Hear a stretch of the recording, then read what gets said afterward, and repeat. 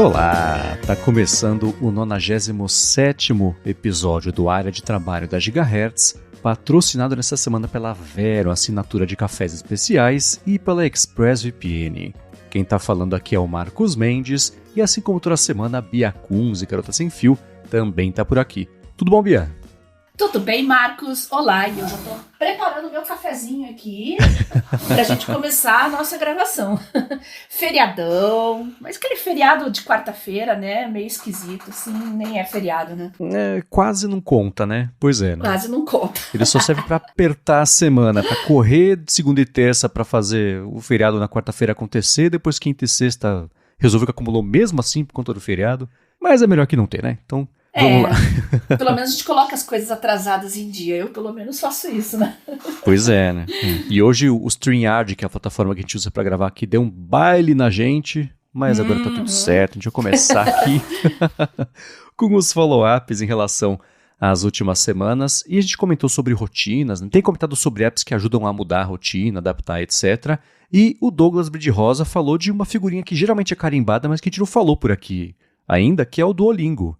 Verdade. Ele falou que vem usando o Duolingo para se manter estudando, mesmo que um pouquinho por dia o inglês, né? Isso tem ajudado bastante, e não são aulas super difíceis, mas é uma maneira prática de treinar o idioma. Ele falou que nesse momento está com 757 dias corridos, fazendo pelo menos uma lição por dia, rumo aí aos 800 dias. Parabéns, Douglas. Olha, quem gosta de gamificação, que funciona na base da recompensa, gosta da competiçãozinha... O Duolingo funciona super bem, realmente, e é bom não só para você se familiarizar com um idioma novo, mas algum que você já conhece e não quer perder o embalo, digamos assim. Então você vai lá, faz uns testezinhos todo dia, brinca um pouquinho e vai longe, né? Chegar aí rumo aos 800 dias como o Douglas. O Duolingo é curioso, eles têm mesmo esse esquema de gamificação bem forte, que é uma coisa que eu comento, né? Funciona super bem pra mim, faz tempo que eu não uso o Duolingo, eu usei pra desenferrujar o francês quando ia viajar lá pra... Meu irmão morou por um tempo na Suíça, eu fui pra lá e falei, bom, deixa eu não passar vergonha, né? E aí desenferrujei um pouquinho o francês ali. A Larissa tá fazendo também, já faz... Também tá ali todo dia fazendo. Ela, putz, nossa, são 11 e pouco, não fiz o Duolingo, peraí. Vai lá e faz duas aulinhas rapidinho ali. Aí tem os barulhinhos, né, que são bem, bem específicos dele. O Rambo também, eu sei que faz muito tempo faz o Duolingo também. E a impressão que eu tenho é que ele nos últimos, 6 meses, virou uma espécie de meme. Não sei se é uma coisa do Brasil específica, mas ele tem... As redes têm uma personalidadezinha... O app ficou com uma cara de cansado, não sei porquê, não vi qual foi a resposta disso. Então eles têm uma parte social, né, bem ativa e que funciona as campanhas que eles fazem, né? Verdade, verdade. E hoje em dia tem muitos aplicativos e serviços de idiomas, né? Tem quem não curte tanto a pegada do Duolingo, tem aquelas que você pode fazer aulas de verdade, de conversação com pessoas nativas do idioma. Tem muita coisa legal na web, gente. Vale a pena dar uma fuçada. E hoje em dia aprender o idioma é muito mais fácil do que, 20 anos atrás. É uma coisa que todo mundo tem que colocar aí nas suas metas. Conhecer um idioma novo ou, ou manter o foco em algum que você precisa para o seu trabalho, né? Por exemplo, inglês. Melhorar também suas skills. Às vezes você entende bem inglês, mas talvez não fale tão bem ou não seja tão familiarizado com regras. Então tem aplicativos para qualquer tipo de abordagem e qualquer nível. Pois é, e é curioso porque eu não falei especificamente sobre o Duolingo, mas é sempre nele que eu penso quando eu falo, por exemplo, né? Pensa se há um ano você tivesse cortado pela metade ou um terço de tempo de Instagram, investir esse tempo em outra coisa e tal. Eu sempre penso justamente assim, imagina esse um ano que você passou estudando 15, 20 minutos por dia no Duolingo, né? É um idioma novo, é uma habilidade nova, né? E eles têm mesmo esse esquema de gamificação que é bem forte. Eu lembro que tinha, como se você tivesse umas barrinhas que tinha que preencher em vários temas e partes gramaticais, etc. Vai passando o tempo, você tá meio enferrujado, você vai perdendo essa barrinha, tem que voltar lá fazer a lição de novo, etc. E isso com um ranking social ainda, acho que na parte que é de assinatura. Então você disputa contra... você mesmo e também contra outras pessoas. Então esse esquema é bem forte aí de gamificação. E tá aí o Douglas bacana, 800 dias não é brincadeira, né? Bom, tá aí um assunto que a gente já pode abordar num podcast futuro, idiomas. Então eu já convoco os nossos ouvintes que usam aplicativos, assinam serviços para aprender, se aprimorar, manter fluente algum idioma, mande para mim e para o Marcos, tá? No Telegram, @BiaCunze, no Twitter, @GarotaSemFio. E o Marcos, MVC Mendes aí, Instagram, Threads, Mastodon, todas as redes. E também a nossa página lá do podcast, né? A homepage, você pode deixar lá também um comentário, certo? Isso aí, só colar em gigahertz.fm/feedback. Agora, seguindo aqui com os feedbacks, eu tenho falado, né, sobre corrida, etc. E o professor Adolfo Neto falou o seguinte: já que eu falei tanto sobre corrida, ele voltou a correr seguindo um programa chamado Couch to 5K, que é uma brincadeira do sofá aos 5 quilômetros. E é interessante que esse é um programa que é financiado pelo NHS, que é o órgão de saúde lá do Reino Unido, e por isso até você não consegue baixar o aplicativo fora do Reino Unido. No site eles tratam o Couch to 5K como um podcast, o que é interessante, e é o que acontece. No Spotify tem pessoas que criaram playlists, subiram lá, enfim, e com os episódios do aplicativo. E o professor Adolfo Neto publicou do blog dele, vou deixar na descrição aqui o link, um post falando justamente sobre isso. Ele falou que agora que ele voltou a ser incentivado a correr, o pensamento não é de voltar a correr como ele corria antes. Ele falou, não quero ir atrás de recorde pessoal, nem fazer maratona. Ele falou que nem meia maratona, nem 10K, né? Já correu 5 maratonas, Curitiba 2 vezes, São Paulo, Nova York, Tobacco Road. Bem bacana, hein? Parabéns. Ele falou, não preciso de mais, mas penso em correr provas de 5 km aí sem ir pra morte, né? Ele falou que quando o programa terminar, esse do Couch to 5K, ele pretende continuar correndo no máximo 1 hora por dia, no máximo 3 dias por semana, para complementar as atividades aí físicas, né? E falou que apesar do plano dizer 5K, ele sempre prefere pensar em tempo e não em distância. E eu concordo com ele, porque com o tempo fica mais... Se você tem uma distância fixa, às vezes você tá até, sei lá, com mais disposição e fala, putz, não, vou fazer essa distância aqui, beleza? E com o tempo, conforme você vai melhorando, ganhando mais condicionamento, melhora a sua passada, velocidade, em meia hora você corre mais, né? Então fica aí o desafio é durar meia hora, independente da intensidade que você colocar. Achei interessante essa abordagem. Ele já é um usuário avançado, né? Ele não precisaria criar o hábito do zero. Então ele só retomou aí, já se ambientou, e muito obrigada pela dica, tá? Do Coach to 5K e dos podcasts, né? Já que não podemos usar o aplicativo, pelo menos tem os podcasts, né? Exatamente, né? Eu já falei sobre isso aqui, mas nem todo mundo escuta todo episódio, né? Deixa eu dar a dica também que o aplicativo da Nike, eles têm o Nike Run, tem uma proposta bem interessante para te ensinar a correr desde o comecinho, você vai só andando e fica mais rápido. E eles têm muito de... É quase podcast, que são corridas guiadas. Você escolhe o tema, sei lá... todo mundo vai revirar os olhos, foi o que eu pensei, tá? 5 quilômetros da gratidão. Aí tem lá alguém que de tempo em tempo vai te vai, então, putz, pensa numa coisa bacana que aconteceu com você essa semana. Daqui a tanto tempo, vou te fazer uma outra pergunta, mas enquanto vai pensando aí, já tem resposta pra essa, agora vem outra. Então ele vai te distraindo, no fim das contas, a hora que você vê, você correu aí os 5 quilômetros, 10 quilômetros, você nem viu, né? Eles têm umas playlists também para fazer treinamento para meia maratona, para maratona completa, né? Então tem os longões que eles falam, dia que você corre menos, só que muito mais rápido, etc., para ir fazendo essa variação. Só é chato que, como o meu irmão costuma falar, esse app da Nike ele é bem sacana. Não deixa você tirar nenhum dado de lá, não compartilha com ninguém. Então Strava, o próprio Saúde lá da Apple, ele, assim, o quanto ele puder, ele vai segurar os dados. Então o que eu faço é o contrário. Eu corro com o aplicativo nativo de corrida mesmo do Apple Watch, e aí eu cadastro manualmente, feito um animal, como faziam os incas ali, no aplicativo da Nike, para ter isso lá registrado, etc., que a visualização de dados dele é bem interessante. Mas tá aí, 2 alternativas, e eu vou, de novo, deixar o link do texto do professor Adolfo Neto na descrição do episódio. Lembra na era paleozoica lá do iPod, que tinha aquele acessório que você colocava no tênis? Acho que chamava Nike Run, né? A Nike tem uma parceria antiga aí com a Apple, né? E realmente o único problema é esse negócio aí de não compartilhar dados, né? meio que te fideliza com uma coleira no pescoço, né? Você tem que continuar lá se você quiser monitorar sua evolução a longo prazo. Infelizmente não tem outro jeito, né? Pois é. É verdade, tinha esse kitzinho. Ele existe até hoje, eu tô caçando aqui. Mas é o Nike Plus iPod que você usava ele mesmo no tênis ali, pra mídia passada, etc. E isso, bom, relógio e iPhone, enfim, né? Isso deu uma... Pois é, eu falei era paleozoica, mas nem tanto. Pois é. Lançou em 2006, nem tanto. Verdade, foi ontem. É.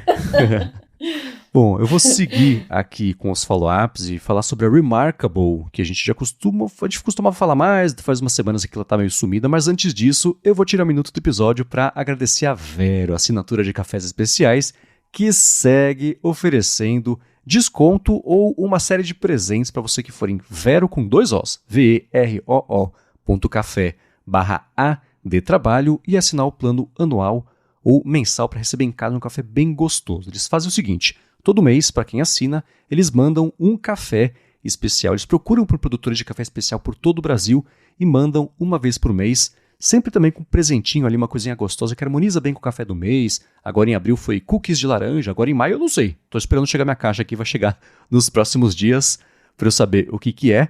E o legal é que é o seguinte, eles vão mandar hoje para mim, o que eles fizeram? Torraram hoje o café, para eu receber daqui uns dias e receber o café recém-torrado. Aí, como eu peço em grão, eu moo na hora de fazer. Aquele primeiro café que acabou de chegar é o mais gostoso do mês. E todos são bons, né? Claro.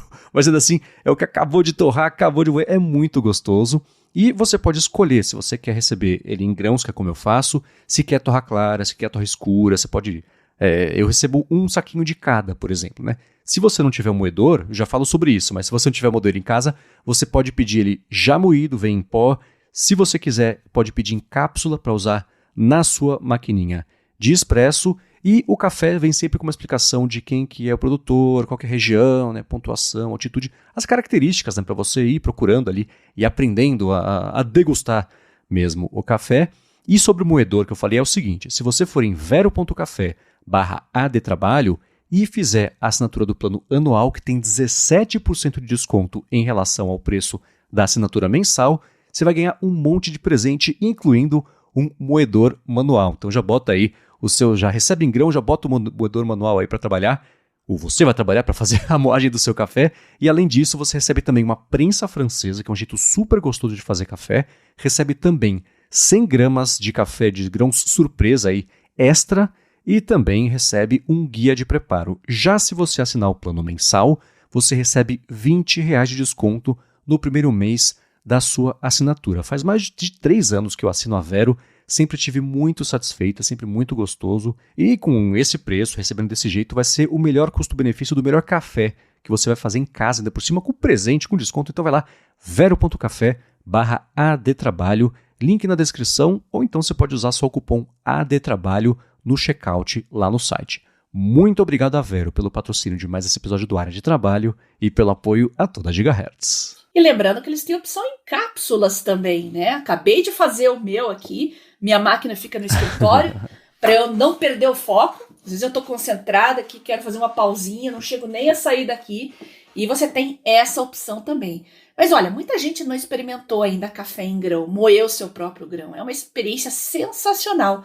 E vocês, ouvintes, aproveitem essa oportunidade aí de assinar o plano anual, já ganhar o moedor também, entrar nesse mundo novo e depois vocês contam pra gente como é que foi a experiência. Porque café tem tudo a ver com produtividade, né?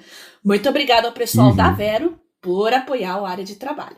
Obrigado e vamos lá. Aliás, antes disso, deixa só, eu achei aqui rapidinho, um ouvinte da Gigahertz mandou pra mim lá no Instagram um print de alguém assim, totalmente influenciado por um amigo, comprei um kit de cafés caros, mas não achei essas coisas. Voltei pro café aqui de mercado mesmo e, meu Deus, parece que eu coei um saco carbonizado de lixo, sabe assim?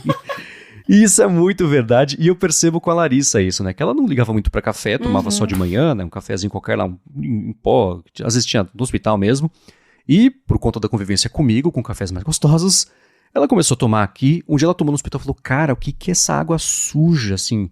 A hora que você volta que você percebe como a barra subiu muito dessas coisas. Na hora que você começa a ter o hábito de tomar um café bom, sobe mesmo a barra. E não é só cafeína, né? Eu não sou viciada em café, já disseram que café não vicia, isso é verdade, porque eu achava que eu era viciada em café, sabe? Eu fiquei hospitalizada algumas vezes, aí eu percebi que eu sentia falta, mas do sabor, do aroma. É engraçado como aroma e gosto são tão diferentes mesmo para o mesmo café, né? Uhum. E então não é só a questão da cafeína, de combinar com a produtividade, é aquele momento que você faz uma pausinha, que você dá um trato para você mesmo com uma coisa legal, de qualidade. Esse momento é especial para mim, né? E é bem verdade isso que você falou da Larissa, viu? Eu também, às vezes eu vou lá nos meus pais ou eu vou em algum outro lugar, passa um café normal para mim, meu Deus, parece que é coisa do outro mundo. E eu É odeio, assim mesmo. não quero fazer desfeita, né? Eu faço uma coisa que eu detesto, que é colocar açúcar no café, mas não tem outro jeito de descer e eu não quero magoar ninguém, né? Hum. Tem duas. Eu até brinquei com ela essa semana também. Assim, alguém fez um café aqui. Subiu um cheiro de café no quarto, sabe? Algum vizinho fez, coisa assim. E eu falei pra ela, isso é café com açúcar. Ela olhou e falei, putz, café com açúcar. Tem duas coisas que são bem características. Café com açúcar tem um cheiro que é de café com açúcar. E o café no copo de plástico, que fica um cheiro de plástico queimado, né? Deve ser uma tragédia, que nem botar gelo no uísque, assim, né? O negócio ficou lá aquele tempo todo preparando, etc. Você vai tomar, você bota um gelão, bota o café no copo, ponto. Ficou com gosto de plástico queimado e não com o café feito com todo cuidado ali, né? Verdade. Enfim, a gente comenta aqui algumas sobre o Remarkable, que pra quem não conhece, ele é um e-reader de e-ink, só que é um tablet também, então pra você fazer, é como se fosse um caderno de uma página só, né? Pra fazer anotações ali, ele tem bem a pegada mesmo de caderno, tem teclado também, capinha pra você, né? Pra ficar mais fácil, tem a caneta, né? Pra você fazer anotação mesmo, Mais buscar um importante, né? PDF e etc. E a gente sempre falou sobre como ele é bonito e é lindão mesmo, né? E é uma coisa que não vende oficialmente aqui no Brasil, é difícil de achar, vende lá fora. E o Rod falou que ficou curioso, foi ver quanto ele custa aqui no Brasil. Ele falou assim, cara, é surreal isso custar R$ 7.900, tem até de 11.700 na versão que vem aí com a capa, teclado e etc. E como base de comparação, são US$ 450. Então, dolorido comprar aqui. Né? Muita gente mandou link pra mim falando que não deveria ser tributado, porque é e-reader, etc, etc. Mas todas as compras que eu simulei em marketplaces, tipo eBay, Amazon, todos eles colocam os impostos. Então, eu acho que eles estão numa zona cinzenta tributariamente falando e vai muito da interpretação do fiscal ali, né? É totalmente fora da realidade esse preço. Quem tiver a chance de viajar, quem mora fora, ou que vai ter uma chance de viajar, aproveita e compra, porque é um excelente produto. E constantemente as pessoas me mandam esses links, né? Só que eu já expliquei. Eu quero muito esse tipo de dispositivo, mas tem que ser uma e-ink colorida, tá? Porque eu tenho muitas lâminas, muitos gráficos, imagem histológica, não dá para usar um tablet preto e branco. Quem sabe um dia, né? Quando eu tiver a chance de viajar, eu vou comprar um Mac, que eu vou trocar de Mac, vou comprar um Remarkable. Por enquanto não dá. Só um follow-up em tempo real aqui, ele com a capa teclado, caneta, etc., $630, não são, quanto que eu falei, 500 e pouco, mas ainda assim não dá esses 11.700. É grande né? a diferença. É mais do que o dólar Apple, né? Então é dolorido mesmo. E uma coisa que você falou é que, eu acho que até já observei isso no episódio passado, é o seguinte, a boa notícia é que cada vez mais está aparecendo produto nessa categoria, né, de tablet e ink, e colorida, né? Porque era uma coisa que, sei lá, até 3 anos tinha uma opção no mercado, se isso tinha já há 3 anos, e agora, assim, uma vez a cada 2 meses aparece um player novo, um produto novo, um formato novo, né? Como a gente viu também recentemente sobre o Palma Books, né? Que não é colorido, mas é o formato de telefone para esse tipo de categoria de produto. Então, esse é um mercado que, felizmente, depois de anos e anos e anos sem receber tanta atenção assim e dar uma patinada, parece, decolando é um termo forte, mas parece que está acelerando, talvez, né? Tá ganhando força aí, o que é bem bacana. E o bom é que isso vão se refletir nos preços, né? Mais concorrência, mais produção de componentes também, já que aumenta a demanda, então o preço tende a cair. O que eu tô de olho mesmo é no... Eu esqueci o nome, é Books, alguma coisa, que é aquele modelo com uma tela grandona e colorida e com caneta. Esqueci o nome agora. Tá salvo aqui nos meus favoritos, mas tá em torno... O preço é mais ou menos esse também, $500, $600. Boa, tô caçando aqui. É o Books Note Air. E tem o Books Tab Ultra também. Ah, não, Tab Ultra. O que eu salvei é o Tab Ultra. Ah, boa. Bom, a má notícia é que ele está esgotado nos Estados Unidos, mas como tinha um lance de ele vir aqui pro Brasil, etc., por um preço que também não é exatamente muito amigável, mas em último caso, você sabe que você tem opção, né, Bia? Pois é. Vamos lá, um dia, quem sabe. Pois é. Agora, você compartilhou comigo uma notícia essa semana que eu vi que te chamou a atenção sobre hábitos de leitura. Quer falar sobre isso? Pois é, a gente está falando muito de livros e livro tradicional, e-book. Muita gente me pergunta qual que é o meu favorito. E o meu favorito é livro, não importa qual. Eu estou lendo livro físico, eu estou lendo livro no Kindle. Às vezes eu não estou com nenhum dos dois comigo e eu estou com um tempinho ocioso, né? Às vezes aguardando uma consulta médica. Eu levo só aquelas bolsinhas de tiracolo, sabe? Não quero carregar muita coisa. Mas tendo o smartphone ali, eu tenho o Kindle, né? Eu posso ler um pouquinho durante a espera. Só que a má notícia... Tem duas más notícias, na verdade, Marcos. Eu sinto muito. A primeira é que nossos queridos legisladores estão avaliando uma forma de equiparar, né, tributariamente livro digital com livro físico e coibir as políticas de descontos que muitas livrarias fazem. Trocando em miúdos, o preço do livro vai disparar. Então, muita gente que já não lê vai passar mais longe ainda de livro, né? E a segunda má notícia é que as pessoas trocaram definitivamente livro por rede social. 84%, segundo dado, informação da BBC, aqui o link que eu te mandei, né? 84% da população adulta no Brasil não comprou nenhum livro no último ano, segundo uma pesquisa. E entre os adultos que compraram, a gente tem que falar em adultos porque exclui livro didático disso aí, tá, gente? Então, pessoal que comprou livro, ao menos um livro nos últimos 12 meses, 57% mulheres e 43% homens. Antes de eu falar, queria saber a sua opinião, Marcos. As pessoas trocaram mesmo livro por rede social? É a concorrência do tempo, né? A gente tem olhos e tempo e todo mundo concorre com isso, né? E parte de leitura, rede social.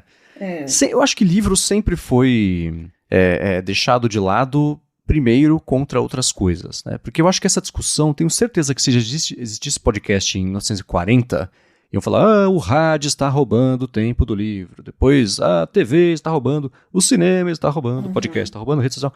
Então, ele sempre concorreu com todo o resto. A gente falou aqui, faz já, acho que mais de um ano, um episódio específico sobre hábito de leitura, etc., que não existe um problema em não ter o hábito da leitura especificamente, mas que existem outras formas de você ficar mais inteligente, consumir cultura, etc, etc. E eu não sei se é a rede social que está roubando o hábito do livro, ou se não fosse a rede social, ia ser uma outra coisa tomando o tempo das pessoas que desde cedo não criaram o hábito de ler livro. Né? Exato. Talvez as novas gerações estejam adquirindo menos o hábito de leitura, porque realmente quem adquiriu o hábito, nossa geração aqui, o Marcos é um millennial, eu sou X, a gente adquiriu o hábito de leitura há muito tempo atrás, então a gente não consegue mais se desfazer disso, né? É uma coisa que fica enraizada. E eu até vejo pouca série, pouco filme, eu comecei a micromonitorar o meu tempo com leitura, com séries e com filmes, acho que eu falei isso pra vocês, né? E é brutal realmente a diferença, mas é que o livro tá ali do lado da minha cama, tá sempre perto de mim. Eu leio muito em situações que eu tô aguardando, assim, como eu já falei pra vocês, né? Alguma coisa, antes de dormir eu preciso ler alguma coisa. É uma necessidade física mesmo. Então, é uma coisa que não muda mais. Agora, a minha preocupação realmente é as novas gerações. Eu acho que está sendo menos adquirido o hábito de leitura. E os impactos negativos disso, se já não estão sendo vistos, né, porque a situação já está feia, eu acho que tende a piorar. Livro tende a ser uma coisa cada vez mais elitista, infelizmente. E eu tô falando leitura por prazer, tá, gente? Não leitura por obrigação. Esqueçam isso, tá? Você tem lá seus livros acadêmicos, as coisas que você tem que fazer trabalho, estudar para prova. Não tô falando disso. Tô falando de um livro que você adquire, ainda que seja um tema que você usa no seu trabalho, na sua profissão, mas é um livro que você adquire sem ser por obrigação. E você vai ler por prazer. Infelizmente, está se tornando um hábito bem raro. Tem uma coisa que eu fico pensando o quanto de influência que, sei lá, alguém morar numa casa e crescer numa casa onde se lê muitos livros. E aí vira um hábito como, sei lá, beber água. Você vê desde criança que todo ler livro faz parte do dia a dia, tem uma horinha ali para ler livro, etc. Versus alguém que criou hábito sozinho, não sei se existe um atrito maior para não ter essa familiaridade. Mas o que eu percebo é que pessoas que gostam muito de ler livros sempre gostaram muito de ler livros, né? Na época da escola ou da faculdade sempre estava lendo coisas a mais, etc. E quem só lia A Hora da Estrela porque precisava para passar na prova, provavelmente tá na estatística aí de que não comprou nenhum livro no último ano. E, enfim, né? Eu fiquei mais surpreso com essa divisão entre homens e mulheres, né? Do que qualquer outra coisa. E, assim, por coincidência, até um ouvinte do A Fonte mandou uma pergunta que não deu para responder nessa última semana, sobre, assim, um livro que ele comprou recentemente sobre a história do Twitter, né, que a história recente aí do Twitter que saiu, e eu tava pensando, né, com essa matéria, que livros eu comprei no último ano? Foram 4, pra mim, e teve 2 ou 3 pra Larissa no Kindle, mas não foi eu que comprei, ela só leu no meu Kindle. Eu pensando, pra quem tem muito hábito de leitura, 4 deve ser pouco, mas já tô melhor do que nada. Então eu fico bem na metade aí desse espectro, né? E também esse negócio da categorização aí, eu vejo, entrando na Amazon, você vê lá o que tem de ficção, por exemplo, são as leituras, aqui eu vou colocar muitas aspas, tá, gente, porque eu tô falando de estereótipos, né, mas aquelas literaturas femininas, né, aqueles romances mais açucarados, etc e tal. Eu não entro muito nisso porque eu sou nerd, e nerd é uma categoria à parte, gente, nerd lê coisa de nerd, não importa o sexo, né, mas a gente vê muito isso também com autopublicação, que tá muito na moda agora, e as autoras são mulheres. Então tem mais mulher escrevendo e mais mulher lendo. Não sei quais são os motivos para isso, gente, não, realmente. Mas eu lembro que a minha avó lia muito mais que os meus avós. Se bem que eu tinha um avô que era mais intelectual, assim, meu avô que era dentista, aí depois dos 50 anos ele estudou direito também. Então ele começou a ler muito sociologia, muito política, e eu lembro da minha infância, assim, da biblioteca que tinha na casa dele, né? Ele lia bastante. Mas as mulheres leem mais por prazer, por entretenimento, por diversão. Essa é a impressão que eu tenho, que posso estar equivocada. Quem quiser contribuir para essa discussão, gente, fique à vontade para mandar uma mensagem para mim e para o Marcos, que tudo que eu estou falando aqui é do mais puro chutômetro, tá? É a minha observação, é bem empírico o negócio. Mas é um bom ponto. Sendo bem reducionista, eu sei que deve estar errado, mas assim, parece ter mais livro para mulher do que para homem. Mas, eu também tenho essa impressão. A gente vê desses de mais vendidos, etc, né? Então, pode ser um reflexo disso. Mas tenho certeza que eu fui reducionista e idiota de alguma forma, mas todo mundo, espero, entendeu aqui o que eu quis dizer. Agora, olha só essa transição, hein? O oposto de ler é o quê? Escrever. E você foi na livraria e encontrou uma coisa bem interessante, né? Pois é, a gente já falou do caderno inteligente da Tilibra. Tilibra Connect. É aquele que você consegue usar a câmera do seu celular e tem um app próprio que você fotografa as páginas, organiza categorias, etc. Estava eu andando por uma livraria quando eu vi um caderno chamado SD Smartlines. Ao que tudo indica, é um concorrente da Tilibra. Mandei as fotos aí para o Marcos vai disponibilizar para vocês, mas o princípio é o mesmo. Fotografar as páginas, alinhar, deixar tudo de uma forma mais legível, organizável. Pela pesquisa que eu fiz, eu não achei muita coisa ainda sobre ele, mas ainda não tem OCR também. Mas se o negócio pegar, o que é um bom sinal, né? Nós já temos 2 opções no mercado. Sinal que as novas gerações aí estão gostando da ideia. Quem sabe no futuro aí não tem um OCR, né? Então, mas mais gente tem que usar para motivar a fabricante aí a melhorar o aplicativo. Mas eu acho muito legal que a gente tenha essas opções hoje, né? Eu baixei o aplicativo, né, que se chama, cadê aqui? Smart Lines, esse do concorrente da Tilibra. Essa marca SD é engraçado, né, porque eu olhei o logotipo e falei, nossa, é verdade, quando eu tava na escola tinha já essa marca, mas ela é menos famosa do que a Tilibra. Aham. E eu achei o app bem parecido, né, o que ele faz quando você tira, eu não tenho o caderno dessa marca, então eu tirei foto de uma anotação qualquer aqui minha, e aí eu vi que a foto ficou estranha, assim, ficou como se fosse aumentou bastante o contraste, deixou só preto e branco, mexendo nas curvas para ficar bem separado o que é branco do que é preto ali no texto, na página, etc. Falei, será que bugou a câmera? Aí eu tirei uma foto qualquer, ficou assim, eu entendi que isso é para privilegiar ou facilitar a leitura, né, do que está ali, etc. Ficar mais fácil de ler. Aí eu mexi lá rapidinho no aplicativo, cadastrei, né, categorias para ver como é que funcionava. Senti falta justamente também, com base no Tilibra Connect, eu não esperava que esse fosse ter o reconhecimento de caracteres para eu fazer pesquisa sobre o conteúdo do texto e encontrar.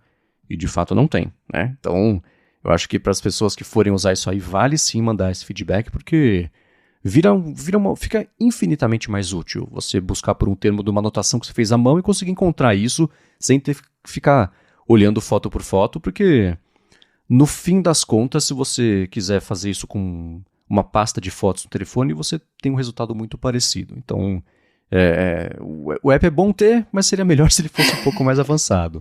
Mas assim como é o que a gente falou agora sobre Remarkable e as categorias essa categoria de tablets com e-ink que está crescendo, é bom ver que os concorrentes no mundo do caderno físico também estão se mexendo, mas seria bom se eles fizessem meio passo além do mínimo necessário para lançar o aplicativo, né? Seria mais bacana se tivesse um pouco mais, mas quem sabe a concorrência não vai fazer com que isso naturalmente evolua desse jeito, né? Eu acho que é por causa do público-alvo, né? É um público mais escolar, mais adolescente. E isso está muito no início ainda. Mas como eu falei, se tiver mais adesão, a tendência é que isso melhore no futuro, já que o próprio público comece a ficar mais exigente quanto às funcionalidades do aplicativo. Mas já é um começo e eu acho bem legal esse tipo de solução. É isso aí. Quem conhecer outras, já sabe, né? gigahertz.fm/feedback. Agora eu vou trazer um follow-up aqui. A gente falou algumas vezes sobre o Arc Browser, que é um navegador com conceito novo, repensado, do que significa ser um navegador que foi feito nesse século e estão incorporando IA também, etc. Eles estavam disponíveis faz bastante tempo aí para Mac, lançaram também uma versão mobile, junto com o Arc Search, que é uma busca com IA, que é bem eficiente. A gente teve discussões a respeito disso aqui. E uma novidade é a seguinte, eles enfim, depois de um longo período de inverno aí, lançaram o app para o Windows 11. Então, para quem tem a versão 11 do Windows instalada e tiver curiosidade para ver se o Arc Browser vai funcionar para você, agora finalmente dá para fazer isso. Legal, ótimo. O Arc tá evoluindo, tá ouvindo os usuários, o que é muito interessante. Eu percebo que eles estão bem próximos da comunidade e continuam aprimorando a solução. Então, tá bem promissor e os fãs estão satisfeitos, viu? Uhum. Eles estão tirando todo o ar de genialidade que eles tentam fazer colar, a parte de produto mesmo, sem saber toda a história, o conceito, a atitude deles, a parte de produto mesmo, tá evoluindo desse jeito bacana, o que não quer dizer que seja para todo mundo. Eu testei, não rolou para mim. Eu achei o jeito que ele organiza a interface fica no caminho o tempo inteiro para eu querer fazer as coisas na interface. Então ele é como se alguém organizasse meu quarto, né? Acho que eu dei esse exemplo aqui. Eu não sei mais onde está nada. E a pessoa, não, é bem melhor naquela gaveta. Mas aquela gaveta nem estava aqui, eu colocava isso aqui no armário. Então, o jeito que a gente está acostumado a mexer no navegador há não sei quantos anos, hoje a maioria é assim, pode ser por um comodismo do mercado, mas pode ser porque talvez essa seja a melhor solução para algumas coisas, né? Verdade. Então, a barra lateral eu achei meio estranho. Enfim, né, eles têm... O que é legal deles é você poder customizar basicamente o CSS de uma página para só carregar o que você quer dentro daquela página. Então, para a Bia, por exemplo, ela pode customizar o YouTube para não mostrar Reels, ou Reels, como é que chama? Shorts, né? Não abrir a galeria de Shorts. Exato. Então, putz, eu entro aqui no Facebook, mas eu queria tanto que tivesse um modo escuro, não sei se o Facebook tem modo escuro, mas ainda assim, bota lá para abrir preto. Então, você consegue fazer essas customizações, o que é super legal, né? E eles têm opiniões sobre o que significa ser um navegador agora.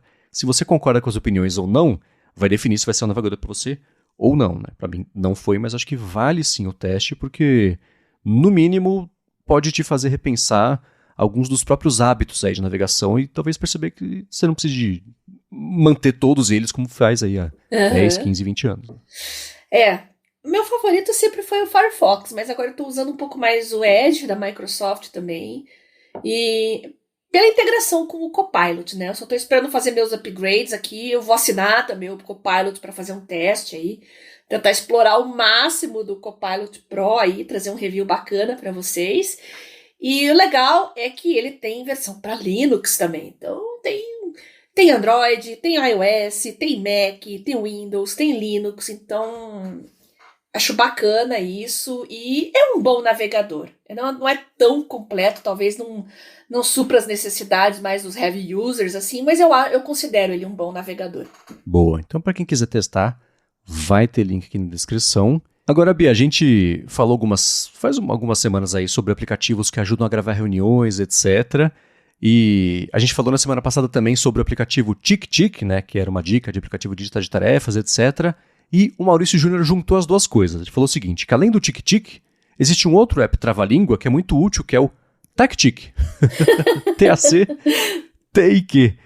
Que é uma extensão para Chrome. Ele falou, não sei se funciona em outro navegador, que transcreve reuniões no Google Meet, Teams e Zoom. Ele falou que é muito fiel no que está sendo falado, separa o conteúdo por quem está falando, o que é excelente por sinal, apresenta métricas e ainda tem uma ferramenta de IA que você pode pedir para resumir a reunião ou criar uma lista de tarefas aí com base no que foi conversado, por exemplo. Ele falou que é pago, mas a versão gratuita libera 10 reuniões mensais. Interessante. Tô anotando aqui. Quero ter esse vai para minha lista de testes. TacTick. Vamos ver se ele é legal. Então, eu acessei aqui o site. De toda ferramenta de transcrição, o que mais faz falta, o que é bom quando tem, é essa separação por quem está falando. Uma coisa que a Whisper da OpenAI não oferece ainda. Eles disseram, eu fui no fórum esses dias para achar, estão trabalhando, etc. Alguns aplicativos que usam a API da Whisper têm oferecido isso por conta própria de jeitos diferentes, mas ainda não é uma coisa nativa ali da IA que resolva. Então, você ter essa separação por interlocutor é muito bom, muito eficiente. Tem alguns outros apps, eu vou caçar aqui se eu encontrar, eu deixo na descrição, que fazem coisas parecidas com esse TacTick, mas esse é um outro mercado, né? Que bom que cada vez mais estão aparecendo soluções, etc. Porque essa parte de ata e organização do que tem que sair da reunião, cada pessoa fazer uma coisa e tal, botar uma IA para fazer isso dá um adianto enorme, né? Preciso confirmar a informação, mas eu acho que o Teams já tem uma ferramenta de transcrição de reuniões nativa. Eu acho que funciona até em tempo real, mas claro, não tem tudo isso que o TacTick tem, né? Criar lista de tarefas, mandar resumir, esse tipo de coisa, né? Mas o Skype eu acho que tem também, o bom e velho Skype. Eu lembro que a última vez que eu usei, dei uma fuçada lá e tudo que a gente estava conversando ele estava transcrevendo, mas tinha muitos erros ainda de transcrição, né? Então, bom, para quem usa muito ferramentas para reuniões, tá aí, TacTick, e eu vou testar. Boa. E uma última coisa sobre isso, que é sempre bom dar mais piadinha, dá uma olhada nos termos de uso, porque você está levando dados das reuniões da empresa. Teoricamente é para essas empresas maiores, né, que oferecem bons serviços, já tem já uma política de privacidade um pouco mais parruda e responsável, mas vale ver, só para garantir que você não vai mandar os dados da reunião para onde não devia, né? Correto. Agora, falando em IA, teve um assunto que a gente discutiu bastante no ADT nas últimas semanas e que eu sei que chama atenção. A gente não falou sobre isso aqui, não sei sua opinião sobre ele, que é o Rabbit R1, que criou, até apareceu uma polêmica danada sobre isso nas últimas 24 horas aqui.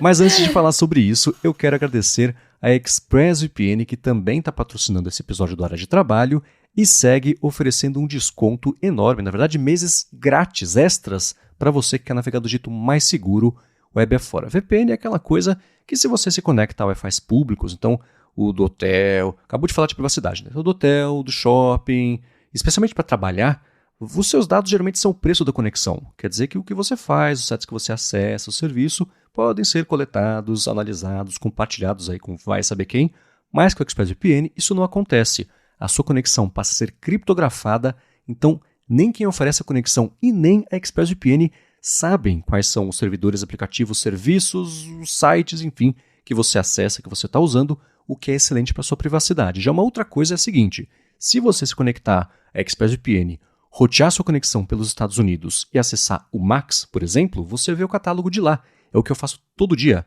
para ver The West Wing e, dependendo do país, o catálogo é diferente, é bem diferente do Brasil, ou ao contrário, tá fora, quer ver uma coisa que só tem no Brasil, liga a ExpressVPN, roteia a conexão pelo Brasil e assiste a esse conteúdo sem ter um impacto enorme em velocidade. Eles investem muito na estabilidade, na velocidade da conexão. E a parte mais legal é a seguinte, se você for em expressvpn.com/adtrabalho, você vai ter um mês de graça para experimentar, ver como é fácil colocar e usar no tablet, no telefone, no computador, na TV, dependendo do modelo, na Apple TV direto, agora que finalmente ganhou suporte Apple TV a VPNs, no roteador da sua casa, se você quiser. E aí, quando você for assinar o plano anual, você vai ter 3 meses a mais. Então você usa um de graça, assina para ter os 12, depois dos 12 tem 3 a mais ainda. Então, só porque você foi em expressvpn.com/adtrabalho. Vale dar uma espiadinha, faz anos que eu uso, confio bastante. Link na descrição, expressvpn.com/adtrabalho. Muito obrigado, ExpressVPN, pelo patrocínio de mais esse episódio do podcast e pelo apoio a toda a Gigahertz. E é incrível como até a qualidade dos anúncios muda quando você usa VPN. Eu pelo menos percebo isso dentro do app do Twitter. Depende um pouco do país que você selecionar, mas é impressionante. Quando eu estou fora do Brasil, né, por VPN, os anúncios são mais relevantes para mim, eu já percebi. Tem muito anúncio de app de IA, que tá na crista da onda agora, né, claro. Mas eu percebi que as picaretagens, assim, um pouco que somem, os anúncios de lojas esquisitas também, né? Aqueles links suspeitos, eles praticamente desaparecem. Então, VPN é sinônimo de navegação saudável e vocês podem usar aí essa oportunidade que estamos oferecendo aos nossos ouvintes, assinar um plano anual e garantir mais segurança na sua navegação e também da sua família, que às vezes não é tão safa em termos de internet como você, né? Então aproveita essa oportunidade e muito obrigada pela ExpressVPN por patrocinar o Área de Trabalho. Muito obrigado e vamos lá, esse é um produto, o Rabbit R1, que cada dia que passa a história dele fica maior. Acho que dá para dividir em 3 categorias a nossa discussão, que uma é o produto, o que ele significa, uso de IA, etc. A segunda categoria é os reviews que saíram a respeito dele, falando sobre promessa e entrega do que eles têm ali a oferecer. E a terceira, que eu já vou dar o spoiler aqui, o pessoal descobriu que no fundo, ele é um telefone Android sem a parte do telefone. Mas pra gente não ficar preso a essa parte da discussão, eu pensei em trazer primeiro uma conversa um pouco mais abrangente sobre como você está vendo, Bia, esse mercado de hardwares que se integram ou que, na verdade, se integram. O hardware só existe para ser uma casinha para uma IA, nesse momento em que telefones não têm ainda essas capacidades. O que vai ser disso quando os telefones tiverem capacidade de fazer a mesma coisa?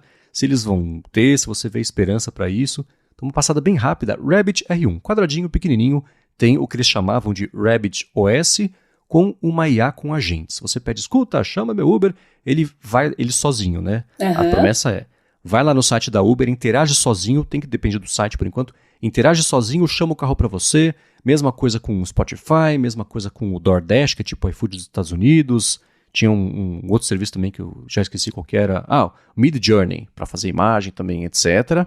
E ele tem a IA dentro dele, como se tivesse o ChatGPT, então você faz uma pergunta, ele responde com vocalização, né, com a Eleven Labs, a parceria deles, que é uma empresa muito boa de IA de voz, e é o que a gente está acostumado a ver com o ChatGPT. Então, fazer pesquisas, tirar dúvidas e etc. Isso tudo num produto laranja, divertidinho, bonitinho, tem uma rodinha, a câmera vira para frente e para trás, é uma câmera rotativa, para você ter a câmera... E tem visão computacional. Escuta, o que tem aqui nessa... O que você está vendo aqui? Tô vendo aqui, esse é um vaso com uma planta tal. No review do Max Brownlee ele errou a planta, mas ainda assim viu que era um vaso. Então é uma tecnologia em constante evolução aí. Mas você vê espaço para as pessoas terem dispositivos de IA que não sejam o telefone, ou tem tudo data de validade, porque no fim do ano os Androids e iPhones vão fazer basicamente a mesma coisa e matou essa categoria nascente aí toda de produtos com IA. Pois IA é um assunto onipresente, né, para tudo, desde as aplicações mais revolucionárias até as picaretagens também. É bom que a gente lembre disso, né? E no segmento de consumer electronics, tem muita gente de olho nesse filão aí, quer aproveitar a onda para lançar produtos. A gente já falou do AI PIN, que a gente chama carinhosamente de iPin, que foi o produto, acho que mais detonado na história dos eletrônicos de consumo aí nos últimos anos. E agora a gente tem o Rabbit A1, que é um sério candidato a ser o segundo. Ele lembra um pouco um Z Fold fechado, porque ele é quadradinho, a tela dele é quadrada, isso que chama atenção, né? Mas, segundo os reviews aí, a usabilidade é bem ruim, não tem touch, a interface é esquisita, a AI é aquela meio me engana que eu gosto, né? Mas acho que o que pegou mesmo, Marcos, foi quando descobriram aí que, na verdade, ele é um Android, ele é um dispositivo Android rodando um app. Ou seja, na prática dá pra você dar uma hackeada e tirar esse app e botar no seu smartphone também. Uhum. E por 200 contos, gente. Caramba, né? Então eu sinto um cheiro de malandragem aí. Eu fiquei caçando no site. Eu não vejo um problema nisso ser construído, por exemplo, em cima do Android. Uhum. O problema é que eles não falaram nada sobre isso, eles falaram que eles tinham o Rabbit OS, era o sistema operacional nosso, que tem o Large Action Model e etc. E eu cacei, eles têm no site a área de pesquisa, tem de perguntas, tem de detalhe do Rabbit OS, não aparece Android escrito. Então, ao invés deles controlarem a narrativa e dizer, gente, Android, plataforma aberta, facilitou muito o desenvolvimento, a gente pegou isso e melhorou e colocou nossa tecnologia para estar em cima. Não, né?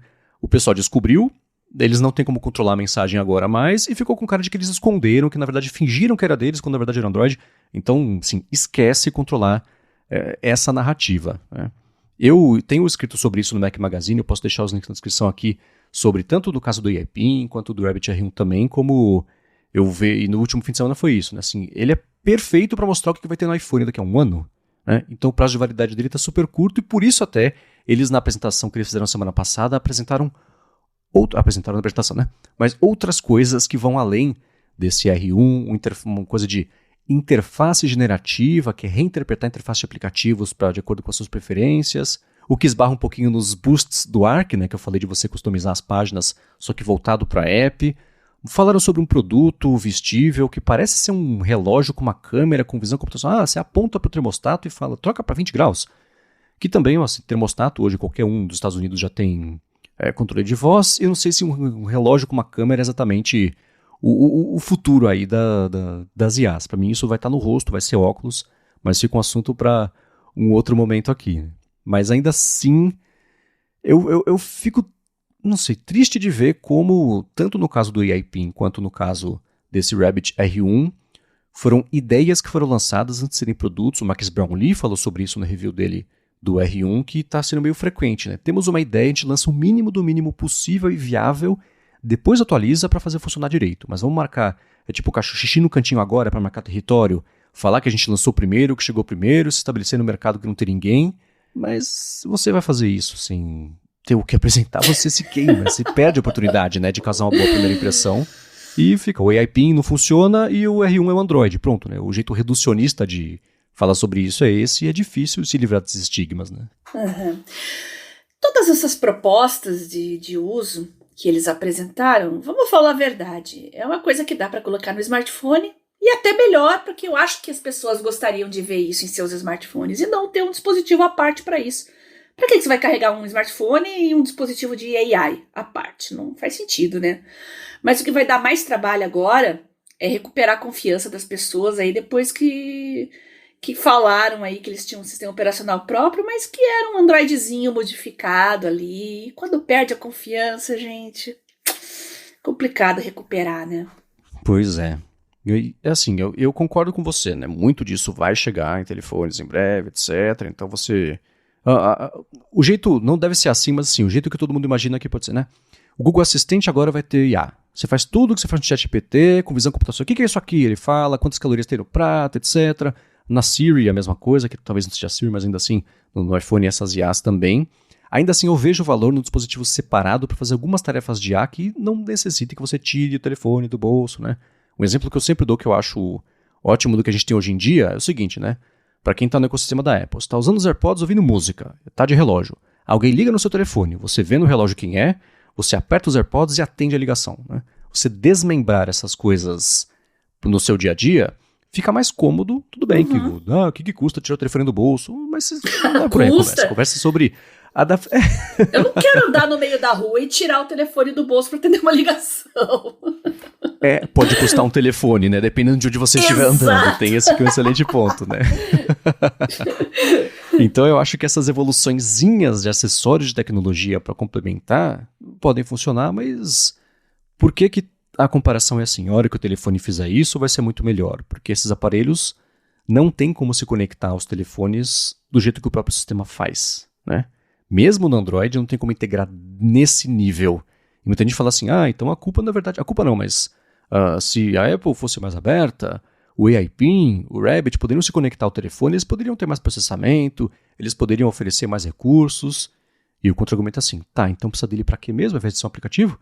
Então tem essa discussão acontecendo mesmo e obviamente ninguém tem a resposta, mas eu ainda vejo um valor potencial nesses produtos, hardwares com IA para ajudar no dia a dia. O formato e o que eles são, o que eles entregam, ainda está meio aberto. A dica que eu dou é, o que está faltando na rotina das pessoas? O que seria legal a gente automatizar realmente por AI, que o nosso smartphone não seja necessário para isso, que a gente não pode criar uma solução simples para smartphone?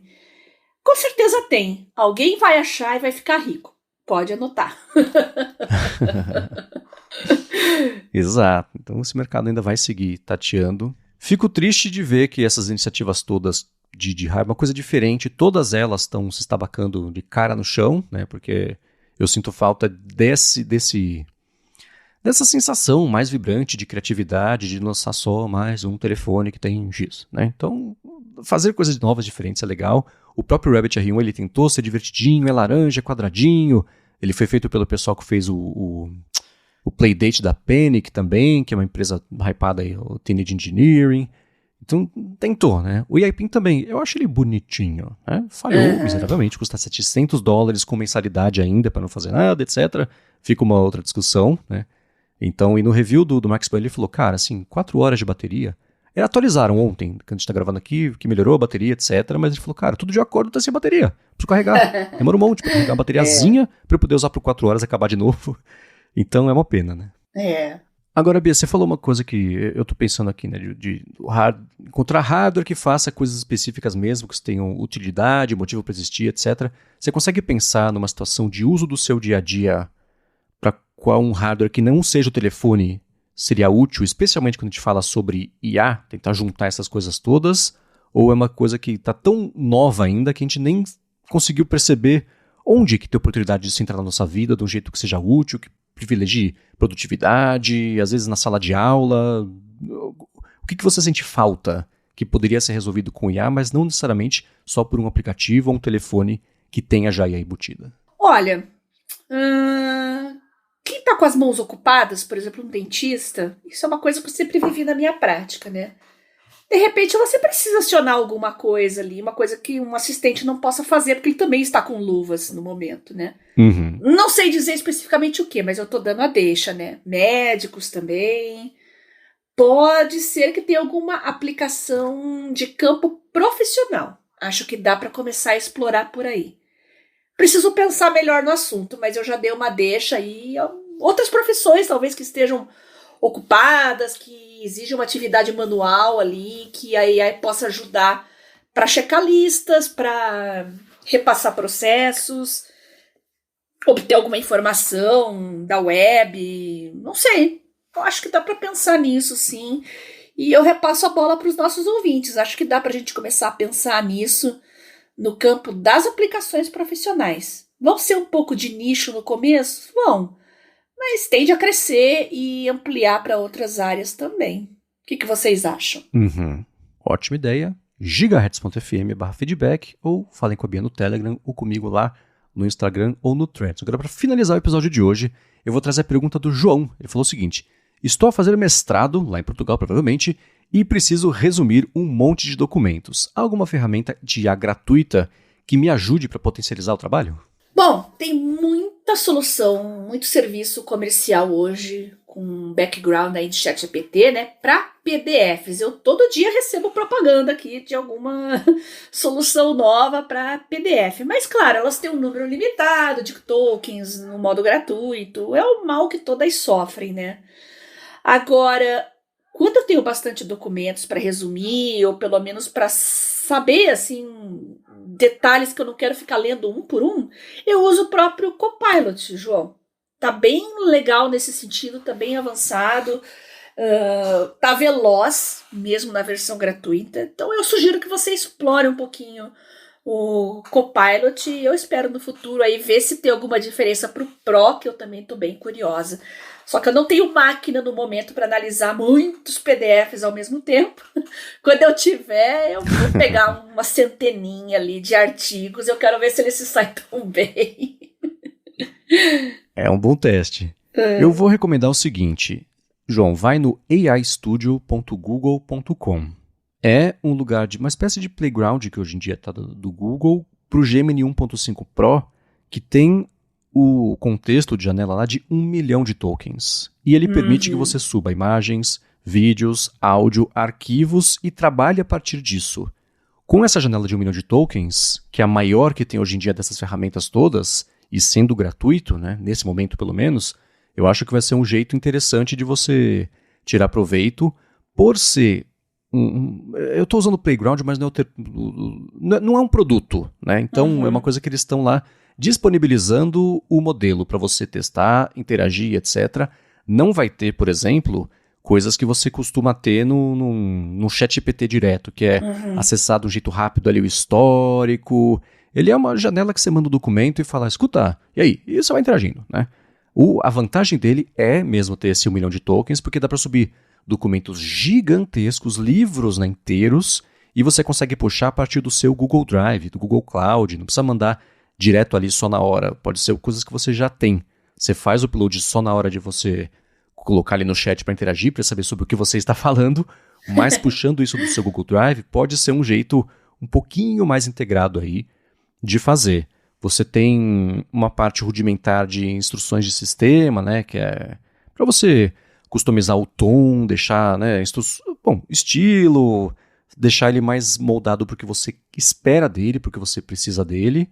A partir do Google AI Studio, você consegue, por exemplo, pegar API, né, pode mexer no modelo um pouquinho ali, então você a partir disso consegue dar saída de outras coisas. Tem parte de código, dá para ficar mais avançado nisso, mas testa lá em aistudio.google.com, isso pode te ajudar, pelo menos a poder interagir, nem que seja pontualmente, com documentos muito grandes e o modelo mesmo, né? O desempenho do modelo, a parte dele entender o que você perguntou e te responder certo, a partir do documento que você mandou, isso é uma coisa que nos testes que eu fiz funciona super bem, tá? Parte de vídeo especialmente é impressionante, porque ele localiza dentro do vídeo uma área específica sobre a qual você quer falar. Demora um pouquinho para processar, tem uns limites, por 1 milhão de tokens parece muito, mas quando você pensa em vídeo e áudio, isso se esgota meio rápido. Então não dá para subir o semestre inteiro de aulas de 1 hora de duração cada uma, que não vai funcionar, mas sobe uma.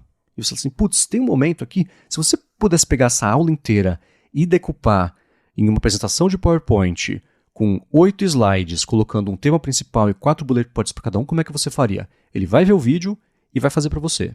Então, a partir disso, você consegue fazer um plano de estudos, você consegue, cada um tem um jeito de estudar, né? Mas ele tem, dá para dar umas saídas legais. Áudio, por ser menos, precisar de menos recursos do que vídeo, áudio ele faz o quê? Ele transcreve, basicamente, né? Então, você volta a ter um contexto aí de um pouco maior, né? Para você, antes de bater nesse 1 milhão de tokens, e arquivos, PDF, coisa assim, doc, sei lá, dá para subir muita coisa. Imagem também, né? Então, ele eu acho que para esse propósito, apesar de ser uma ferramenta e não exatamente um produto, ele pode te ajudar sendo gratuito, né? Que é uma das coisas que o João pediu aqui, que pode ajudar. E eu anotei aqui também, eu quero testar esse AI Studio do Google, que eu realmente ainda não mexi. O próprio Gemini, praticamente só mexi em mobile aqui ainda. Nossa, tem muita coisa legal aparecendo, eu preciso fazer meu upgrade, aí trarei as novidades para vocês. Tem o Llama, que eu quero conhecer também. Nossa, muita coisa legal aí, João. Explore tudo, siga a dica aí do AI Studio E depois conta pra gente se o 1 milhão de tokens aí foi suficiente pro seu monte de documentos aí, como você falou, tá bom? Boa. E você falou uma coisa importante, né, Bia? Tem o Llama, por exemplo, que é a IA do Facebook. Essas de código aberto geralmente existem, para você usar direto ali, né? Você baixa o modelo do site do Meta Research e roda na sua máquina em Python, então você joga no Google. Você precisa de um conhecimento mais básico de programação. Mas tem ferramentas que ajudam a eliminar esse atrito de configuração. Tem um chamado Ollama, que eu vou deixar na descrição aqui, que roda não só o Llama da Meta, mas outras IAs de código aberto também. Tem o Virtual LM, que é uma que o Rambo estava mexendo, e acho que essa é só para Mac. Então existem programas que deixam você rodar essas IAs de código aberto, e elas podem funcionar também. É, de novo, mais rudimentar do que o ChatGPT que a gente está acostumado, que tem um monte de recurso voltado para o usuário final, produtificado, né? É um outro jeito de você pensar em IA. Mas todas elas, e o Llama é excelente, tá? A parte de que eles aparecem nos benchmarks e etc., as coisas da Anthropic e do Facebook, da Meta, né? Estão ali pau a pau com o desempenho do GPT-4 da OpenAI. Então vale ficar de olho. Mas não é tão fácil assim de entrar. Tem que ter uma experiência aí com programação para tirar o máximo proveito. Na maratona das AIs, o ChatGPT ainda está algumas milhas na frente ali dos concorrentes, né? Mas não custa a gente testar todo mundo, porque volta e meia aparece alguma coisa diferente, alguma coisa legal, e que para determinado uso pode ser mais interessante. Então, vamos lá, daqui a um tempo eu vou trazer tudo isso para vocês. Assim que eu fizer meu upgrade. Tem esse negócio de greve aí também, não sei se eu vou ter tempo livre ou não. Eu tô ansiosa para se resolver isso, porque daí eu sei como é que eu vou usar melhor meu tempo. Muito bem. Para quem tiver feedbacks pra gente, vocês fazem o seguinte: gigahertz.fm/feedback, falem comigo lá no Instagram, no Threads como MVC Mendes, e a Bia no Telegram como Bia Kunze. Se você quiser achar os links do episódio de hoje, né, que a gente comentou, você pode ir em gigahertz.fm/adtrabalho/97, até me perdi no número aqui, ou então dá mais piada nas notas do episódio. Quero agradecer a Vero Assinatura de Cafés Especiais e também a ExpressVPN pelo patrocínio do episódio de hoje, a vocês que deixam reviews, avaliações que ajudam o Área de Trabalho a chegar cada vez mais longe, e a você, Bia, por semana após semana nos ajudar a ter uma vida cada vez mais produtiva. Eu que agradeço você, Marcos, pelo convite para participar do Área de Trabalho, que é um projeto incrível. Nossos patrocinadores, a Vero, ExpressVPN, que viabilizam nossos episódios, e claro, vocês, ouvintes, que estão sempre pautando os nossos programas aqui com dicas, sugestões, comentários. Mandem aí áudios, prints, vídeos. A gente vai testar tudo, levar para os nossos ouvintes também. Podem fazer isso pelo meu Telegram, @BiaKunze, ou então pelo meu Twitter, @GarotaSemFio. Boa, pra mim, falei, né? MVC Mendes aí no Instagram e no Threads. Apresento aqui na Gigahertz a fonte e a área de transferência. Apresento para a Luro Hipsters Fora de Controle.